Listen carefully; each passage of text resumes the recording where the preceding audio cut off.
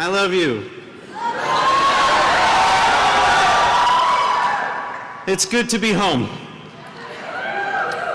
Thank you everyone for coming tonight. About a year and a half ago, my husband came home from work and told me, well, he asked me,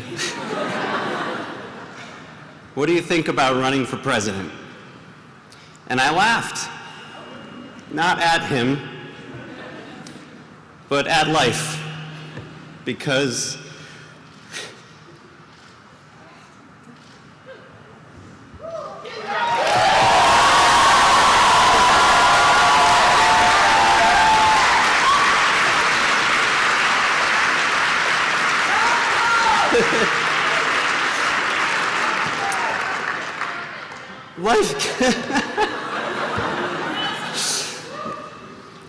life gave me some interesting experiences on my way to find Pete. After falling in love with Pete, Pete got me to believe in myself again.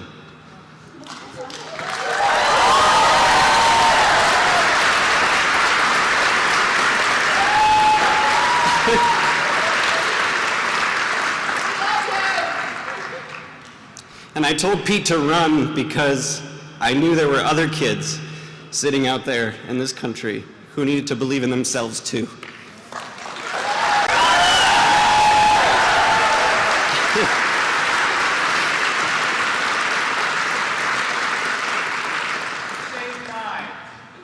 Yes, we did. Together, we did. This campaign was built on an idea of hope, an idea of inclusion, an idea of addition rather than subtraction, about bringing people together, about looking your neighbor in the eye and saying, maybe we don't agree on everything, but let's agree on this. We've got one shot, and that's what we did. We went out there with that one shot, and we gave it everything we had, because it is time for every single person in this country to look to the White House and know that that institution stands for them, that they belong in this country.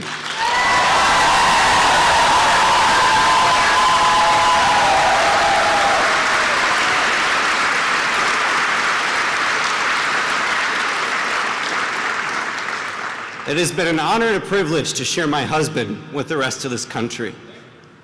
You're so welcome. And I am so proud that the same person you saw on the debate stage, the same person you saw at a town hall, is the same person that comes home to me every night.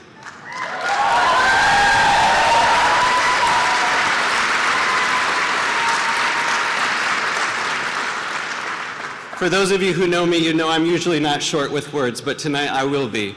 It's an honor to come home and to bring home the person I love so dearly. So please help me welcome to the stage my dear husband, the man I love so much, Mayor Pete Buttigieg.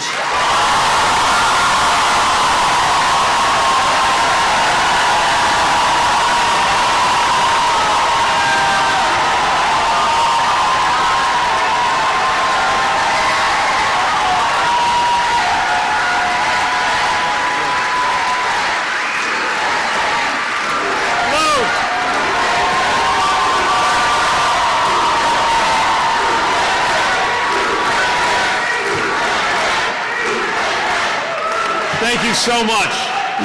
We love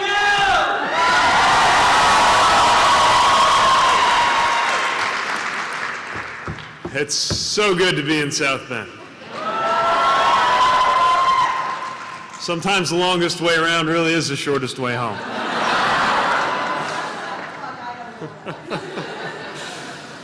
Here we are.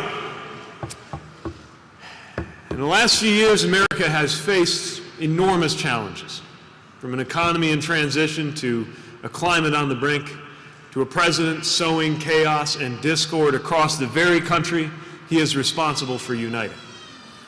And for many Americans, these challenges have amounted to a call to action.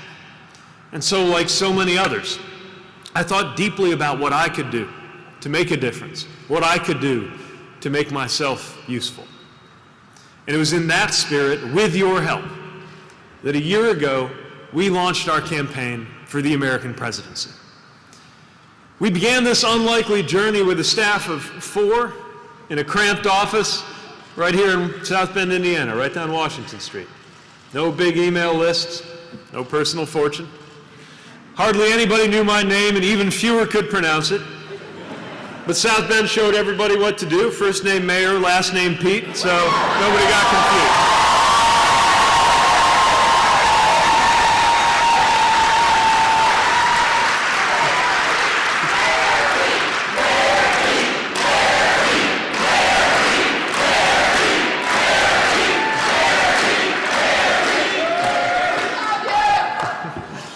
But by every conventional wisdom, by every historical measure, we were never supposed to get anywhere at all. And then, as I said, that roller coaster February night a few weeks ago when Iowa shocked the nation, along that way, an improbable hope became an undeniable reality.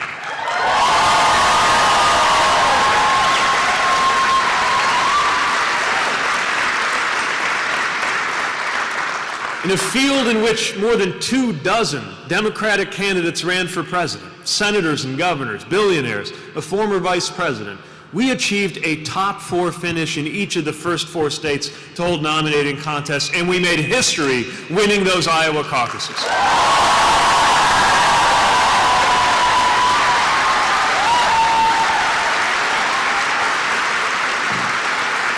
And all of that, it came about thanks to your support. Thanks to the power of this campaign's vision in your hands. It proved that Americans really are hungry for a new kind of politics, rooted in the values that we share. In cities, in suburbs, in rural communities, in crowds that spilled out of venues from Salt Lake City to Raleigh to Arlington, we saw Americans ready to meet a new era of challenge with a new generation of leadership. We found countless Americans ready to support a middle-class millennial mayor from the industrial Midwest, not in spite of that experience, but because of it, eager to get Washington to start working like our best friend community.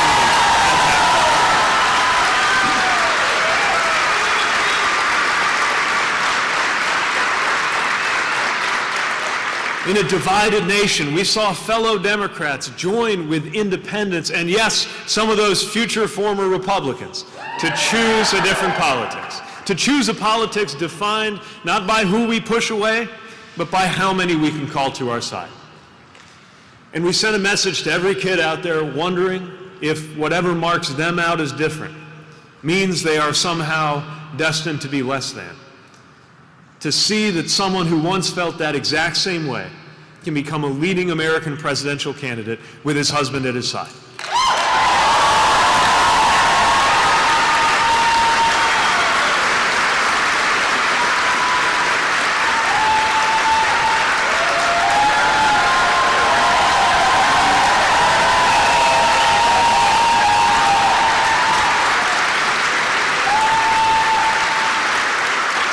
We got into this race for a reason.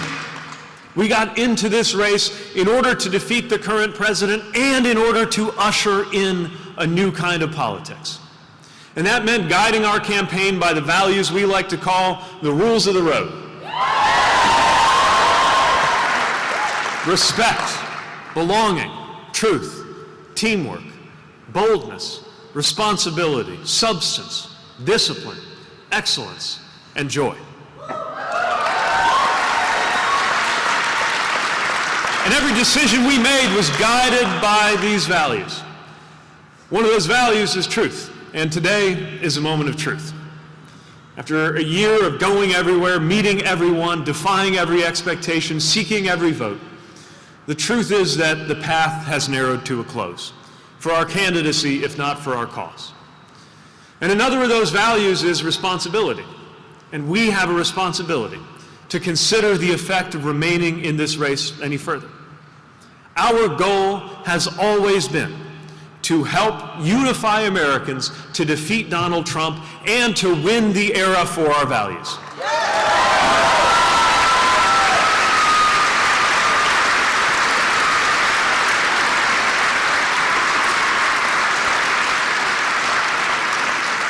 And so we must recognize that at this point in the race, the best way to keep faith with those goals and ideals is to step aside and help bring our party and our country together. So tonight, I am making the difficult decision to suspend my campaign for the presidency. I will no longer seek to be the 2020 Democratic nominee for president, but I will do everything in my power to ensure that we have a new Democratic president come January.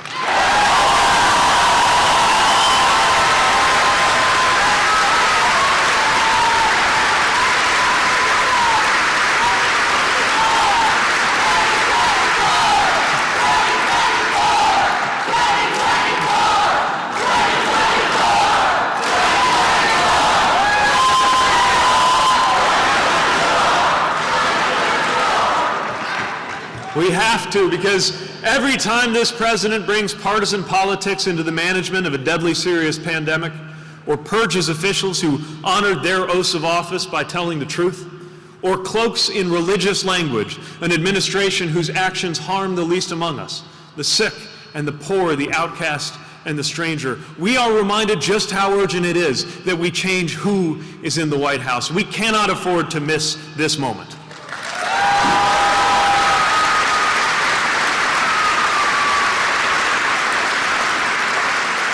With every passing day, I am more and more convinced that the only way we will defeat Trump and Trumpism is with a new politics that gathers people together. We need leadership to heal a divided nation, not drive us further apart. We need a broad-based agenda that can truly deliver for the American people, not one that gets lost in ideology. We need an approach strong enough not only to win the White House, but to hold the House, win the Senate, and send Mitch McConnell into retirement.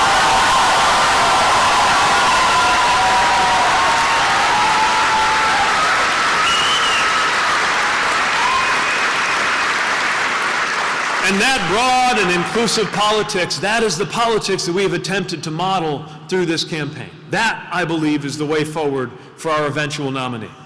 So I urge everyone who supported me to continue in the cause of ensuring that we bring change to the White House and working to win the absolutely critical down-ballot races playing out across the country this year.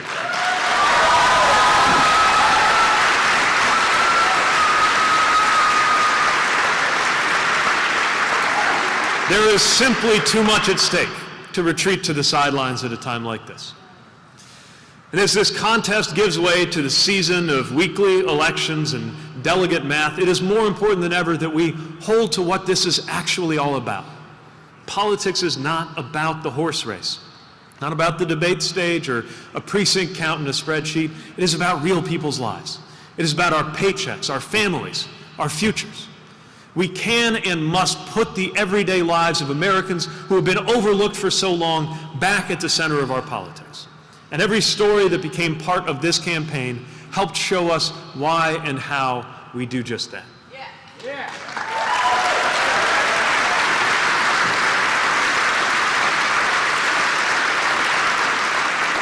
Now, politics is about people, and that is especially true of the people who touch this campaign. To my competitors in a historically diverse field, those who have stepped aside and those still competing, thank you for demonstrating what public service can be.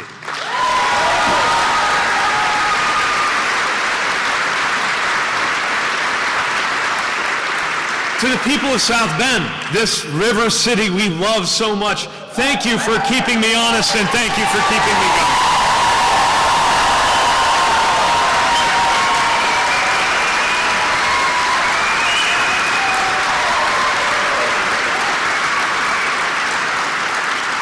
And to our Pete for America family, I cannot express how grateful I am to every staffer, every volunteer, every supporter who believed in what we were building.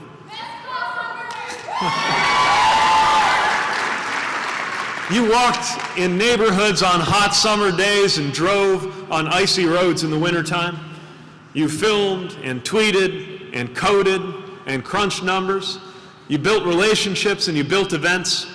You lit up offices and you filled high school gyms with equipment and then with people and then with cheers in the name of our values, freedom and security and democracy.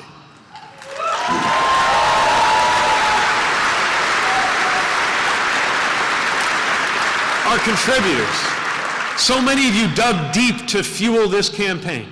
Nearly 1 million grassroots supporters who sacrificed financially so that this message of hope and belonging could reach every corner of this country. Thank you for what you gave to make this possible.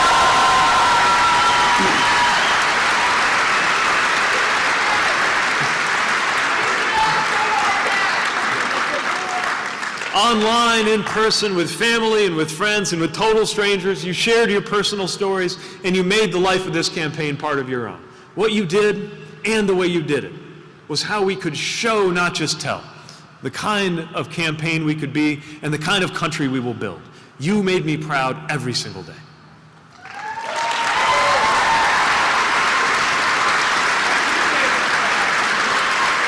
And last, I want to thank my own family. My mom, who not only helped raise me, but put her love of language into work, answering letters for the campaign.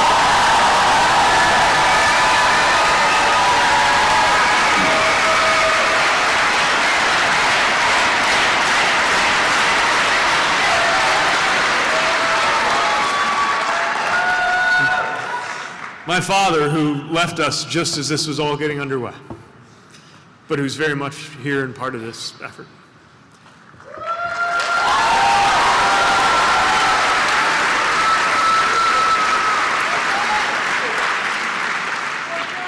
And to the guy who took a chance on a first date with somebody all the way in South Bend, Indiana, and never looked back, Casson, I can't wait to spend the rest of my life with you.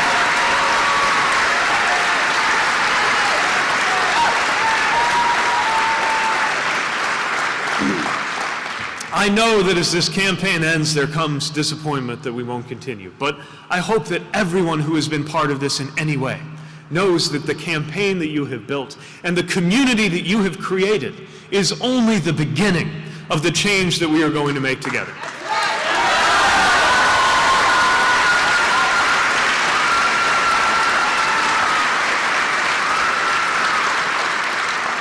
My faith teaches that the world is not divided into good people and bad people, that all of us are capable of good and bad things. Today, more than ever, politics matters because leaders can call out either what is best in us or what is worst in us, can draw us either to our better or to our worst selves. Politics at its worst is ugly, but at its best, politics can lift us up. It is not just policy making, it is moral, it is soulcraft. That is why we were in this.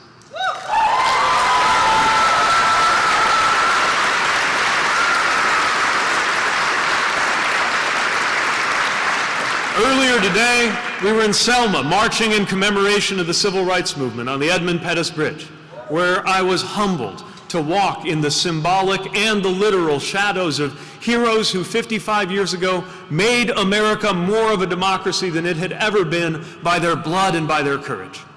And seeing those moral giants made me ask what we might achieve in the years now at hand, how we might live up to the greatest moral traditions of political change in this country. It made me wonder how the 2020s will be remembered when I am an old man. I firmly believe that in these years, in our time, we can and will make American life and politics more like what it could be. Not just more wise and more prosperous, but more equitable and more just and more decent.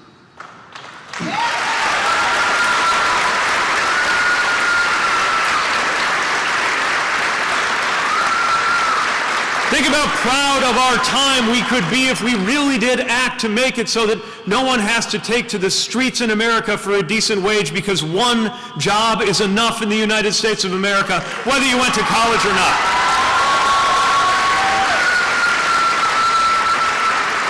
Imagine how proud we would be to be the generation that saw the day when your race has no bearing on your health or your wealth or your relationship with law enforcement in the United States.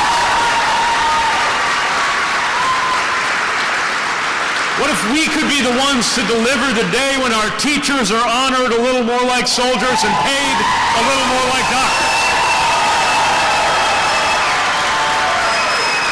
What if we were the ones who rallied this nation to see to it that climate would be no barrier to our children's opportunities in life? The chance to do that is in our hands. That is the hope in our hearts. That is the fire in our bellies. That is the future we believe in. A country that really does empower every American to thrive, and a future where everyone belongs. Thank you for sharing.